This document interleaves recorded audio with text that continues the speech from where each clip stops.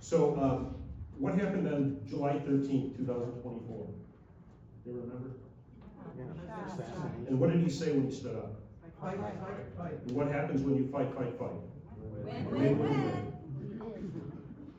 So as we come off 2022, and what happened then, we look at what happened in 2024, we're on the precipice of a special election in the 35th Senate District in Midland, Bay, and Saginaw counties. Soon after that, the special election, the midterm elections up and down the ticket in 2026.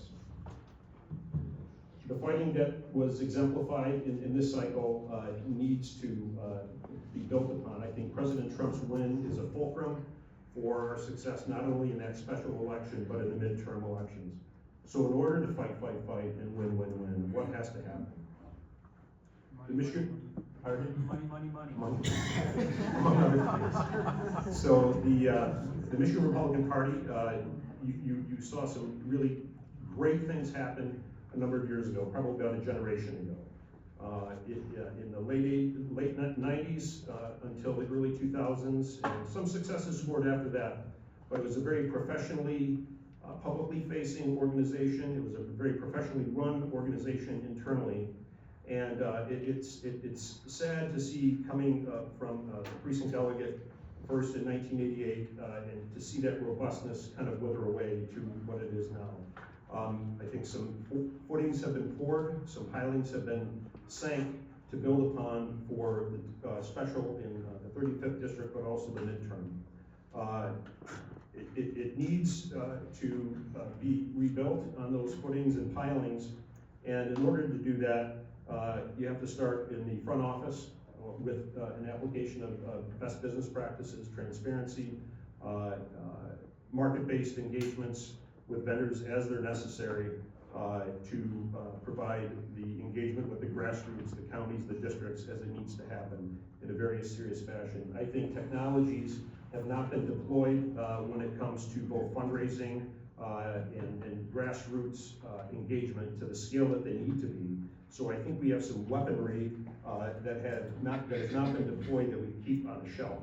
So if I have the honor to have your votes and serve as your next chairman of the Michigan Republican Party, those weapons will be deployed in the grassroots when it comes to fundraising, when it comes to mobilizing grassroots across the state. So it begins with the Gary Peters race, the other statewides, governor, attorney general, secretary of state.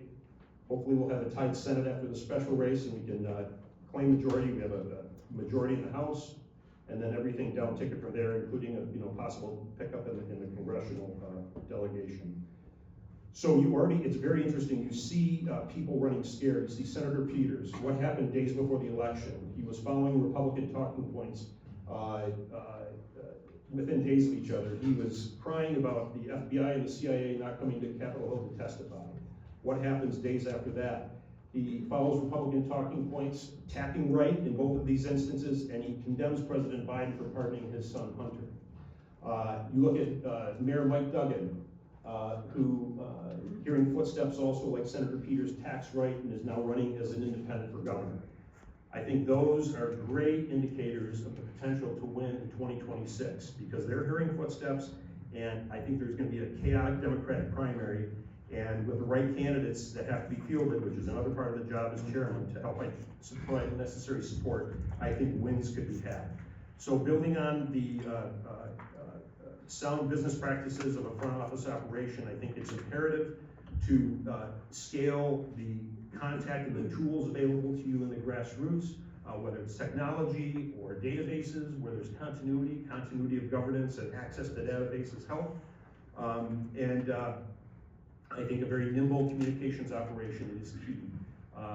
We had, I think, a very successful textbooks operation with what we saw President Trump do, whether it was on the front lines of McDonald's or in the garbage truck. And so in my time of service in advocating various causes, I will bring that to bear. I will close with this point. When nobody was doing anything in the congressional delegation or in the state legislature, I called several people to mobilize against the Chinese Communist battery plants that Governor Whitmer brought here. Yes. Cattle and Goshen, nobody was doing anything. We met with the grassroots leaders on the front lines, we did research, we mobilized them, and have had impact. I have a record as a fighter, a leader, and a winner, and in both of these deals, what has happened, there's 3 congressional investigations now going on with respect to Goshen. It's a Chinese military communist, they engaged a communist Chinese military contractor. And then just today, cattle was designated by the Pentagon as having a Chinese military contractor. So fruit has been born, and as fruit has been born in that way, it will be born as well in the 2026 midterms, but first in the special Senate seat. Thank you for your time. Happy to answer any questions you have. 2 questions. Ron, you have a hand raised for a question, or? No. Okay, so, Heather. That sounds like a spectacular plan. All of that put together, Yep. we have a incredibly fractured party. Yes. How do you plan to bring us together? When I had the honor to serve as President Trump's ambassador to Fiji and 4 other South Pacific Island nations, my message on day 1, you go to an embassy, they don't know who people are, whether they're the locals or the American staff. And I said, I'm going to bring my desk to your door. You will get to know me. And I did that. And there was fracturing going on, there was division. The chief of mission, whenever you don't have a chief of mission at the helm, what happens? It goes adrift, or it becomes an overgrown garden. And I can tell you what, that was the case of, both of those were the case going there. So by my nature, I am a bridge builder. My company is known as the Pontifex Group. It comes from the Latin pons infect, which means bridge builder. And I've been blessed with success using the gifts that God has blessed me with to be a bridge builder and hear those riffs. And I'm not denying that these are real. They're charged. We're seeing it here, even in this race, with some fantastical things being thrown out there, and they really don't stand the test of time. So Ronald Reagan had spoke to the tent that we have, and we have to operate together in that tent with great comity and look who the objective is, and that's the Democrats. We need to fight, lead, and win, and defeating them with the best practices that we have at our disposal. Thank you. Any other questions? Second question? Go ahead, Heather. I'm curious, right now, we don't have, you talked about the down ticket. Yeah. But it's not just at the Senate, or it's just not the Correct. state leadership, it's the whole state. Yep. All the way from somebody running for a school board. We need to take the state back. I agree. So the question I have for you is this: given the fact that the Michigan GOP has been somewhat fractured for a while, Yeah. what is your plan to include everybody in the process and also curate candidates at all level well before the election so that we have a time to get them educated and support them financially or marketing or any other way? Sure, I think that the Republican Party, particularly after President Trump's beautiful win in 2024, has no better brand than it does right now. So the radar signature is strong, and as I mentioned earlier, it is a fulcrum upon which to use leverage in not only in the special Senate race, but in the statewide and on down to the grassroots.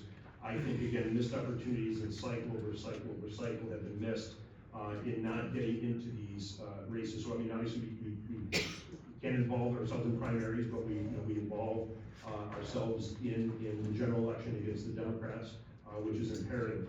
And I think the great lesson lost in this is that by recruiting people for library board or city council or school board, county commission, township supervisor, is that you go to them with the facts of what the Republican Party is, and there's a plethora of opportunities to do education, but to have them there and engaged builds a farm team for the party.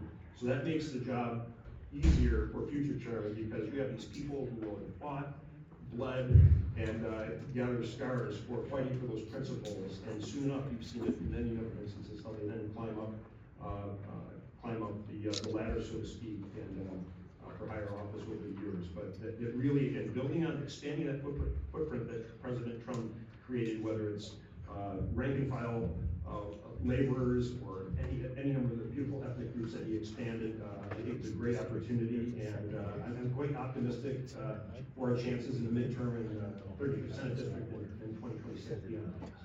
Thank you for your question. Thanks so much. Yes, sir. Thank you.